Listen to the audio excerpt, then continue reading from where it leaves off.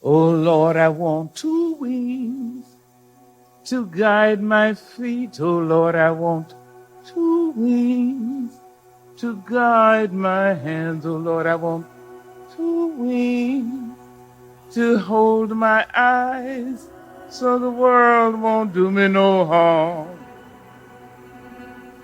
A free bird jumps on the back of the wind and floats downstream till the currents end and dips its wings in the bright sun rays and dares to claim the sky.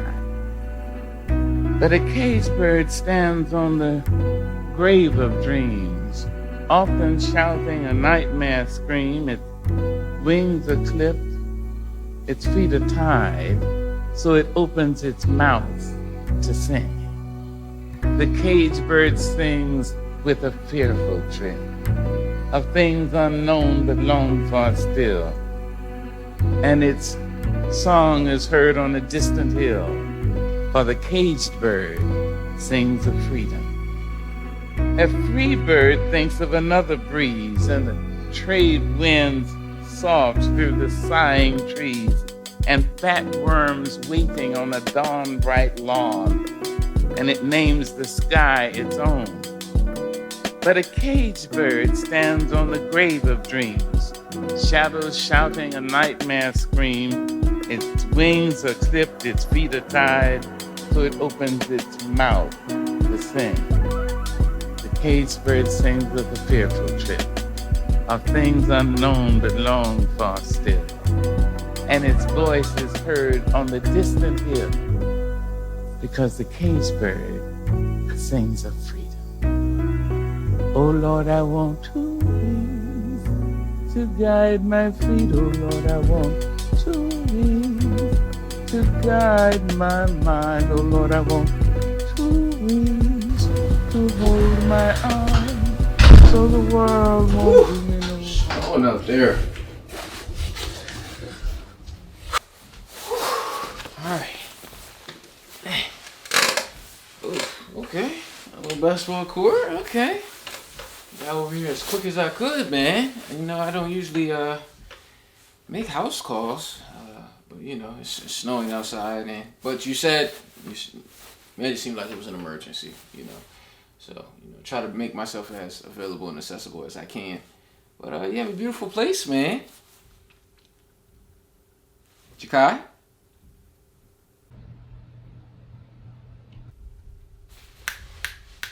Jakai? Oh, I'm sorry, Doc. It's just somewhere else. Nah, you know, this is your home. You okay? I know our last time meeting up, you were, well, you didn't really talk. We just kind of sat there for a little minute. What was going on? I just needed peace. Space. Yeah, space. And I don't have all of my notes from the last time as well. And because I rushed, I only have my phone. But what do you mean by space? Space as in like reserved for me, you know. Just silence, just me, you know, like where I could collect myself. Do you feel smothered? Smothered? Maybe, but not necessarily. It's more so like just busy, just always going, cluttered. My mind is always racing, or I'm always out and about. It's just always moving. You know, physically or mentally. Do you feel weighted?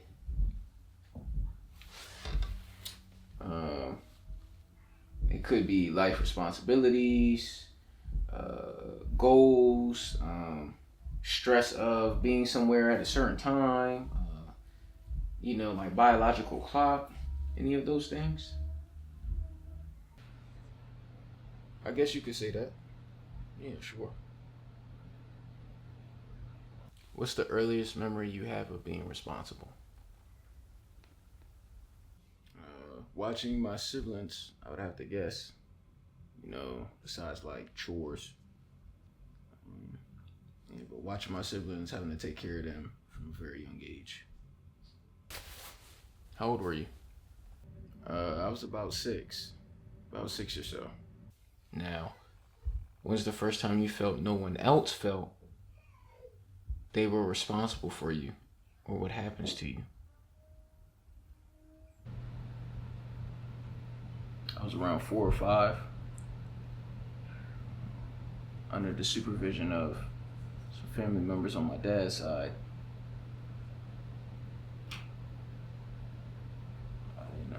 I didn't tell anybody until almost 2 decades later.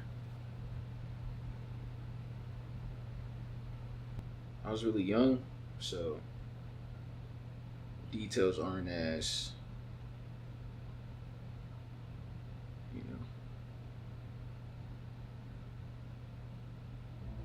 I can't go play by play, of my whole day at that age. But I remember what I remember.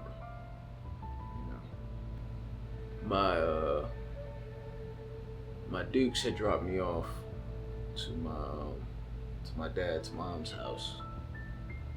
She then took me to my cousin's, and that's the day I was molested.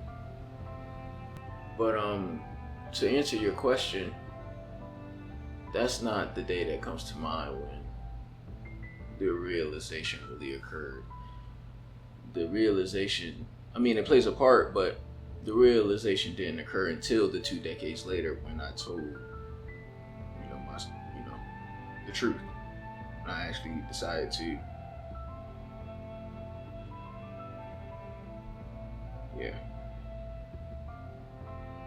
I told my mom,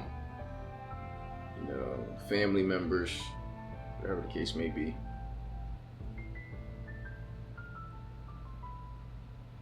Yeah.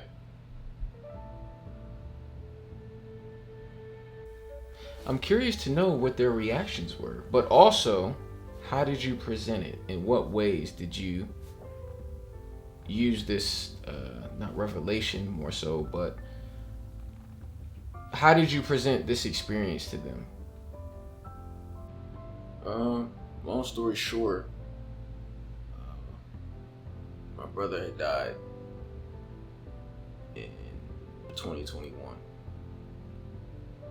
And at that time, I wasn't really talking to my dad's side of the family like that. Wasn't like super close or anything. But, of course, my brother passing kind of made me reconnect with them. You know what I'm saying? So, that happened. I started spending more time around the family again or whatever.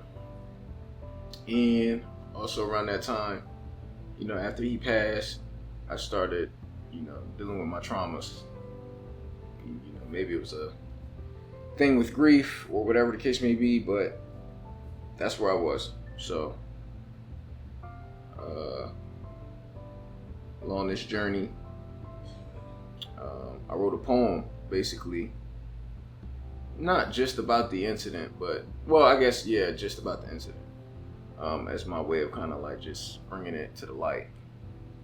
So I wrote the poem or whatever, had a YouTube channel, put it out on my YouTube channel, and back then everything is just you're so strong, or this, that, and the third, just great things, positive things about the poem and the visual representation and all of those things, right?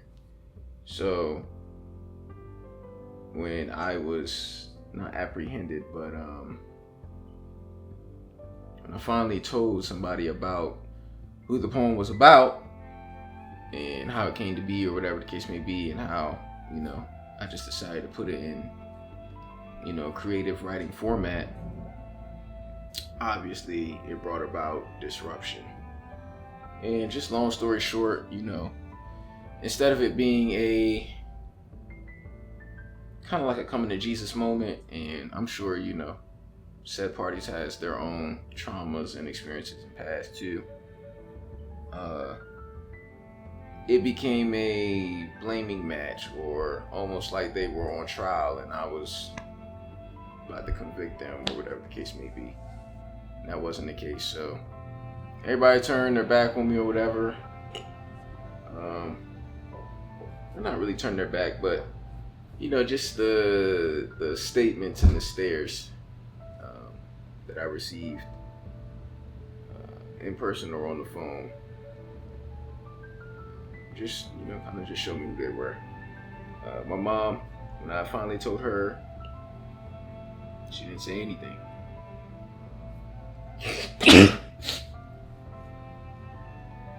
My father, Dad,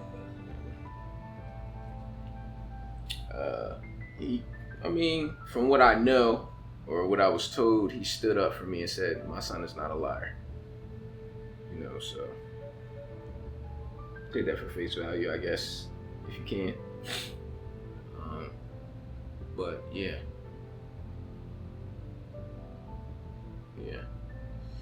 Keep going. Yeah. Same grandson, family member, or whatever the case may be. "Oh, you're the one. I always knew you were the one." Almost like the favorite or whatever. He's always been a liar. Oh man, story of my life. But I do appreciate if he did say that my dad said, "My son's never been a liar." So, but yeah, just kind of, it's crazy because I was doing it in a way for both sides of my family have a troubled history, so me being the creator that I am, I did it in a way where we could all just kind of, it was literally like to me it was like an opportunity for us to all really just break the generational habits and curses, traumas that we've displayed went through, experienced, whatever the case may be. Because especially on the Eastern Shore, it's a lot of what happens in this house stays in this house, back where I'm from. So,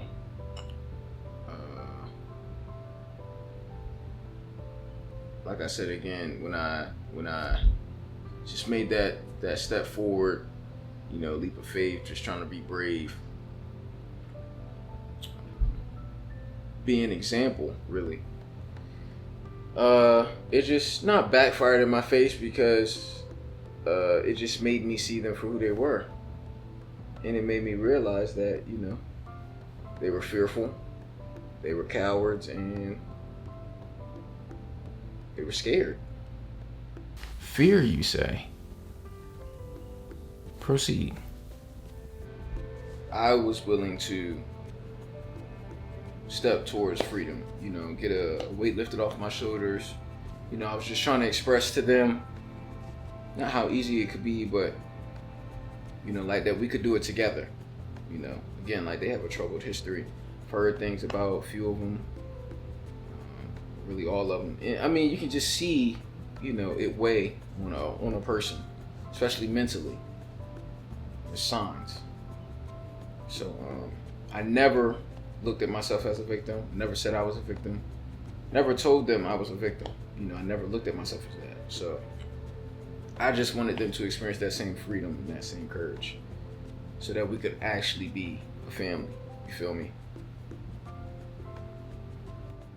But the response was deflection. You know, blaming, trying to manipulate and gaslight. You know, trying to shift blame because you know you really felt convicted of you not, you know, being responsible.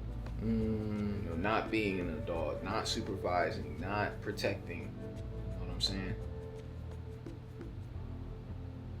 It was just all betrayal, deflection, and deception. I was expecting it from a few, but not all of them.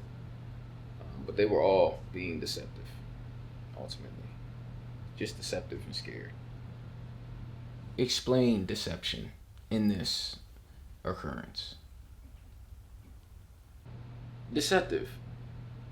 I mean, like, they weren't lying to me. No matter how many times they tried to, you know, oh, he can't remember just a small detail. Mind you, like I'm 4 or 5, like I say again. So by the time I'm recounting the story, I'm like 22, 20, about to be 23, somewhere along those lines. They were lying to themselves. A few of them. Ones who weren't telling the truth, knowing what happened, because I vividly remember them even expressing at that age, y'all better not be in there, or Kai's in there, y'all better not be doing X, Y, and Z. You know, that's one party. The next party is, that never happened. Or not even that, it never happened. I thought you were talking about something completely different, that has never happened. But when we was face to face, man to man, or not even face to face, I did over the phone. Hey, just want to let you know, I forgive you for X, Y, and Z. Letting it be known. You know, and I know that you've probably gone through some shit yourself, which he confirmed. Boom. But it's different when people are asking you and you literally go ghost. Because me, if I had an allegation or something of that type of degree, I'm going to be upset if it's a lie. Why are you trying to put that on my name? And I'm going to speak out for myself. Nobody's going to have to urge me or direct me to speak out for myself. That was not the case. So that's why I say deception. Deceiving each other, lying to each other, but really ultimately just lying to yourself. Because you're scared. Freedom sometimes is more scarier than captivity. Especially when you've made your environment and your conditions comfortable. You know, you've made your bed there. And, you know, we see it all the time now. There's liberty in being a slave to the, system, your own mind. Like, it's a comfortably confined condition. But it's still liberty to you. It's still freedom in hell to you. It's freedom in captivity to the, well, not to you, but to them. You know, that's all they know. You know, and essentially become a slave to your own self, slave to your own mind, and fear of the unknown. This is interesting analyses. Go into the different dynamics that were affected. What was your reaction to their reactions? I seen them clearly for who they were. You know, for the first time probably in my life. You know, or rather, I always seen it, just overlooked it, but finally came to terms with it. You know, the nasty ass attitudes, the demons that they dealt with, but then also realizing the signs of the past in their, you know, on their shoulders and in their spirits. You know, always drinking, or just the things that followed them through each generation. You know what I'm saying? Quote unquote a generational curse or karma, if you will. Like I said, when I told my mom, she didn't say nothing. I could say she didn't care, And she'd probably be hurt that I made that statement, but depending on where she is mentally, I mean, it's safe to say that, she didn't. My dad supposedly said something per the words of his sister, but there were no meetings, there were no what happened to my son? Why is my son saying X, Y, Z? Why is my nephew saying X, Y, Z type of thing? Like, there wasn't no meetings, there was no protection or security for that 4 or 5-year-old Kai. There was no trying to get to the bottom of it. It was more just, again, deflection. Oh, well, this happened. Well, where was I? What you call it was there? Ask them. I don't remember that. I was like, okay, so I see what's going on, and that's fine. I never had to, I've always stood up for myself. I've always had to defend myself. It just would have been, it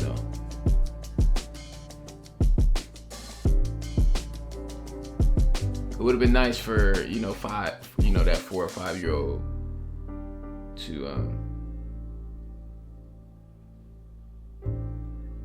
to be made whole. Yeah.